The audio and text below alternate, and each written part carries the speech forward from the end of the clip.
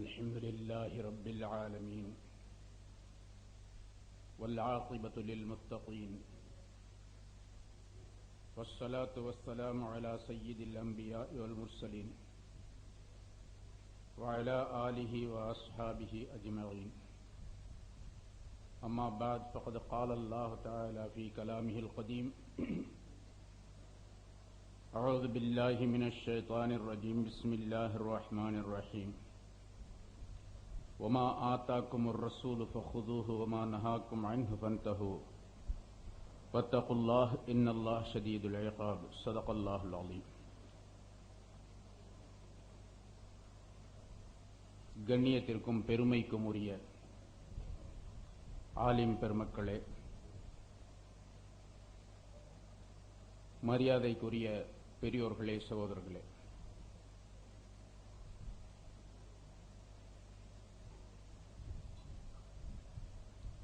நம்முடைய ஈமான் பாதுகாக்கப்பட வேண்டும் என்பதற்காக இந்த கூட்டம் இங்கே ஏற்பாடு செய்யப்பட்டிருக்கின்றது. நம்முடைய ஈமானை பறித்து செல்வதற்காக வேண்டி பல்வேறு வழிகளிலே முயற்சிகள் நடைபெற்றுக் கொண்டிருக்கின்றன. அந்த முயற்சிகள் எவை, முயற்சி செய்பவர்கள் யார் என்பதை பற்றியெல்லாம் நாம் தெரிந்து கொள்ள வேண்டும் என்பதற்காக வேண்டியும் இந்த கூட்டம் ஏற்பாடு செய்யப்பட்டிருக்கின்றது. காதியானிகளை பற்றி சொன்னார்கள். இதுவரைக்கும் அவர்கள் அஹமதியா இயக்கம், ஜமாஅத்துல் அஹமதியா என்றுதான் போட்டு வந்தார்கள். இப்பொழுது அஹமதியா முஸ்லிம் ஜமாஅத் என்பதாக போடுகிறார்கள். நோட்டீஸிலும் நீங்கள் பார்த்திருக்கலாம். தங்களை முஸ்லிம் என்பதாக அறிமுகப்படுத்திக் கொள்வதற்காக வேண்டி இத்தகைய சூழ்ச்சிகள் நடைபெறுகின்றன. ஆனால் அவர்கள் முஸ்லிம்கள் அல்ல என்பது உலகத்தினுடைய ஒட்டுமொத்தமான தீர்ப்பாகும்.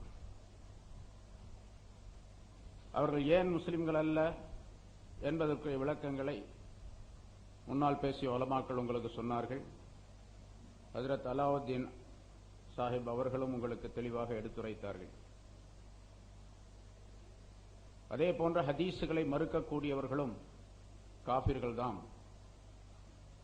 அவர்கள் முஸ்லிம்களாக ஆக முடியாது, இஸ்லாத்தினுடைய வட்டத்திற்குள்ளே அவர்கள் வர முடியாது என்பதையும் நாம் தெரிந்து கொள்ள வேண்டும்.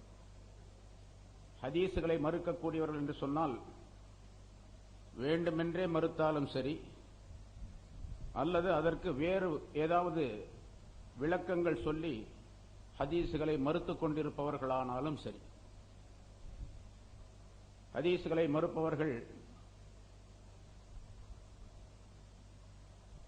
அவர்கள் தங்களுக்கு அஹ்ல குர்ஆன் என்பதாக பெயர் வைத்துக் கொள்ளுகிறார்கள். நாங்கள் குர்ஆன் உடையவர்கள். எப்படி ஹதீஸை மட்டும் ஏற்றுக்கொள்ளுகின்றோம் என்று சொல்லுபவர்கள் அஹ்ல ஹதீஸ் என்பதாக வைத்துக் கொள்ளுகிறார்களோ அதே போன்று அவர்கள் அஹ்ல குர்ஆன் என்பதாக. ஆனால் உண்மையிலேயே அவர்கள் அஹ்ல குர்ஆன் என்பதாக ஆக முடியாது. ஹதீஸை மறுக்கும் பொழுது குர்ஆன் உடையவர்களாக எப்படி ஆக முடியும்? ஹதீஸை விட்டுவிட்டு குர்ஆனை எப்படி தெரிந்து கொள்ள முடியும்? ஹதீஸ் இல்லாமல் எப்படி குர்ஆனுடைய விளக்கம் தெரிய முடியும்? ஹதீஸ் இல்லாமல் எப்படி ஈமானை பற்றி விளங்க முடியும்? ஹதீஸுகள் இல்லாமல் எப்படி தொழுகையை பற்றி தெரிய முடியும்? ஹதீஸுகள் இல்லாமல் எப்படி நோன்பை பற்றி, ஜக்காத்தை பற்றி, ஹஜ்ஜை பற்றி விளக்கங்கள் தெரிய முடியும்?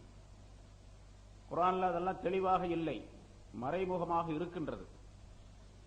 ஆனால் அதை ரசூலுல்லாஹி ஸல்லல்லாஹு அலைஹி வஸல்லம் விளக்கி தருகின்றார்கள். லிதுபய்யின லின்னாஸி மா நுஸ்ஸில இலைஹிம் இன்னா அன்ஸல்னா ஸிக்ர லிதுபய்யின லின்னாஸி மா நுஸ்ஸில இலைஹிம். அவர்களுக்கு இறக்கப்பட்ட, அருளப்பட்ட இந்த குர்ஆனை அவர்களுக்கு நீர் விளக்கி காட்டுவதற்காக வேண்டி இந்த குர்ஆனை உமக்கு நாம் இறக்கி வைத்தோம் என்று அல்லாஹ் தஆலா சொல்லுகின்றார். ரசூலுல்லாஹி ஸல்லல்லாஹு அலைஹி வஸல்லம் அவர்கள் விளக்கி காட்டாவிட்டால் குர்ஆனை பற்றி உள்ள விளக்கம் தெரியாது. குர்ஆன் மட்டும் போதும், ஹதீஸுகள் தேவையில்லை என்று இருந்தால் நபியும் தேவையில்லை. ஹதீஸ் தேவையில்லை அல்ல, நபியே தேவையில்லை.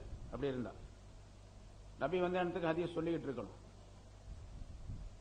ஆனால் கட்டாயமாக குர்ஆனுக்கு நபி தேவை என்ற காரணத்தினால் அல்லாஹ் தஆலா அந்த நபி ஸல்லல்லாஹு அலைஹி வஸல்லம் அவர்கள் மனித சமுதாயத்திற்கு மத்தியிலே, மக்களுக்கு மத்தியிலே மிகப்பெரிய ஒரு தாக்கத்தை உண்டாக்க வேண்டும் என்பதற்காக வேண்டி, அவர்களை பற்றி அசைக்க முடியாத நம்பிக்கை மக்களுடைய மனதிலே ஏற்பட வேண்டும் என்பதற்காக வேண்டி அல்லாஹ் தஆலா குர்ஆனை இறக்கி வைப்பதற்கு 40 ஆண்டுகளுக்கு முன்னாலேயே நபியை பிறக்கச் செய்தான்.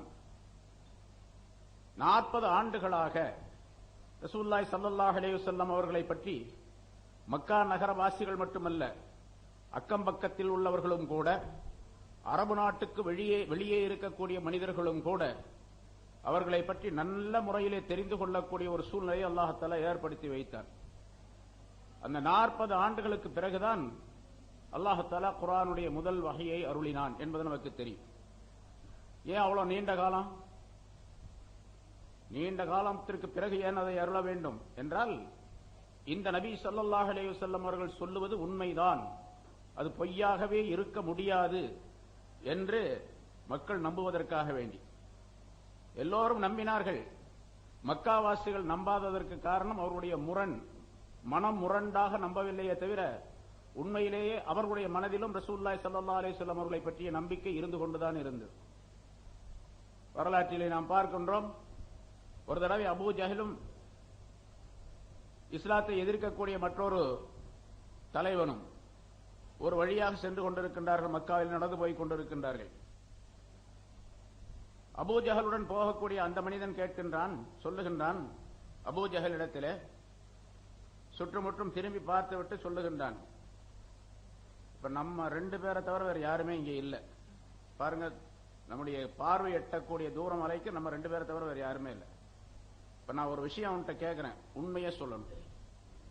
அந்த முஹம்மது ஸல்லல்லாஹு அலைஹி வஸல்லம் இருக்கின்றாரே, அவரை உண்மையிலேயே நீ வெறுக்கிறாயா, அவர் பொய்யர்னு சொல்றியா அப்படின்னு அவர் அபூ ஜஹல் இடத்துல கேட்கிறான். அபூ ஜஹல் சொல்றான், நான் எப்ப பொய்யர்னு சொன்னேன்? அவர் உண்மையாளர், அவர் சொல்லுவதெல்லாம் உண்மைதான், அவர் பொய்யே சொல்ல மாட்டார் அப்படின்னு அபூ ஜஹல் சொல்றான். அப்ப ஏப்பா பின்ன மறுக்கிற, அவர் அப்ப எதிர்த்துக்கிட்டே இருக்கிற அவரை அப்படின்னு கேட்டேன். அதே எப்படி பாரம்பரியமாக கொடி நம்மிடத்தில் இருக்குது, தலைமைத்தனம் நம்மிடத்தில் இருக்கின்றது, இவர் அதை தட்டி பறிச்சுக்கிட்டு போக பார்க்கிறாரு, அதே எப்படி நான் விடுவேன்? நம்ம இந்த நாட்டுக்கு இந்த ஊருக்கு சொந்தக்காரன், இந்த காபாவுக்கு சொந்தக்காரர்கள், காபாவில் இருக்கக்கூடிய பொருள்களுக்கு சொந்தக்காரர்கள், ஜம்சமுக்கு சொந்தக்காரர்கள். அப்படி இருக்கக்கூடிய நேரத்தில் இவர் ஆட்சியை கைப்பற்றுவதற்காக வேண்டி முயற்சிக்கின்றார் என்ற காரணத்தினால் அவரை நான் எதிர்க்கின்றேன், அவரை பொய்யர் என்று சொல்லுகின்றேன், சாஹிர் என்று சொல்லுகின்றேன் என்றெல்லாம் அவன் சொன்னான் என்பதாக வரலாற்றிலே பார்க்கின்றோம். அபூ ஜஹலும் கூட ரசூலுல்லாஹி ஸல்லல்லாஹு அலைஹி வஸல்லம் அவர்களை உண்மையிலேயே பொய்யர் என்று சொல்லவில்லை, மனமுரண்டாக வேண்டும் என்றே சொன்னான் என்பதை நாம் வரலாற்றிலே பார்க்கின்றோம். ஆக ரசூலுல்லாஹி ஸல்லல்லாஹு அலைஹி வஸல்லம் அவர்களுடைய அந்த அமானிதத்தன்மை, அவர்களே கொடுத்த பட்டம் தான் அல் அமீன் அஸ் சாதிக் என்ற 2 பட்டங்கள். அப்படிப்பட்ட நபி ஸல்லல்லாஹு அலைஹி வஸல்லம் அவர்கள் பிறந்த 40 ஆண்டுகளுக்கு பின்னால் தான் அல்லாஹ் தஆலா குர்ஆனை இறக்கி வைத்து மக்களுக்கு சொல்லி காட்டுங்கள் என்பதாக சொன்னான் அல்லாஹ் தஆலா. இல்லையா? ஆரம்பத்தில் ஒரு 5 வசனம், அதற்கு பின்னால் அடுத்து ஒரு 2 ஆண்டுகளுக்கு பின்னால் தான் அடுத்த வசனம் வந்தது. அந்த வசனத்திலேயே ஆரம்பத்திலே அல்லாஹ் தஆலா தப்லீக் செய்யுமாறு கட்டளை இடுகின்றான். யா அய்யுஹல் முத்தஸ்ஸிர் கும் ஃபஅன்ஸிர் வரப்பக ஃபகப்பிர் வஸியாபக ஃபதஹிர் என்ற ஆயத்தின் மூலமாக அறிக்கை விடுத்தான். ரசூலுல்லாஹி ஸல்லல்லாஹு அலைஹி வஸல்லம் அவர்களை பிரச்சாரம் செய்ய சொன்னான். ரசூலுல்லாஹி ஸல்லல்லாஹு அலைஹி வஸல்லம் அவர்கள் சொல்லுவதுதான் குர்ஆனுக்கு விளக்கம். அவர்கள் இல்லாவிட்டால் குர்ஆனுக்கு விளக்கம் கிடையாது.